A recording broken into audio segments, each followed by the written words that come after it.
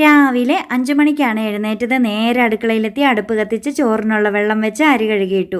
ആൻസുകുട്ടനും എൻ്റെ കൂടെ എഴുന്നേറ്റ് വന്നിരുന്ന് വായിച്ച് പഠിക്കുന്നുണ്ടായിരുന്നു കേട്ടോ. പച്ചക്കറികളെല്ലാം എടുത്ത് കണ്ടം തുണ്ടമാക്കി വെട്ടിക്കഴുകി അടുപ്പത്ത് കയറ്റി.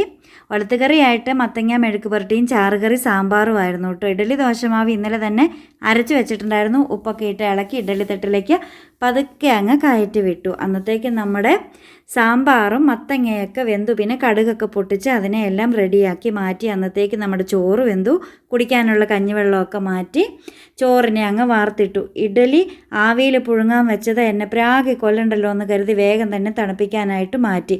വേറെ ഒന്നുകൂടി ഞാൻ ഇട്ടിട്ടുണ്ടായിരുന്നു. ഒരു മുട്ട കൂടി ഇഡ്ഡലി വേവാൻ വെച്ച വെള്ളത്തിൽ ഇട്ടിട്ടുണ്ടായിരുന്നു കേട്ടോ. ഇഡ്ഡലിയൊക്കെ മാറ്റിയിട്ട് നമ്മൾ കുറച്ച് ദോശ കൂടി ചുട്ടിട്ടുണ്ടായിരുന്നേ. അങ്ങനെ ലഞ്ച് ബോക്സും റെഡിയാക്കി.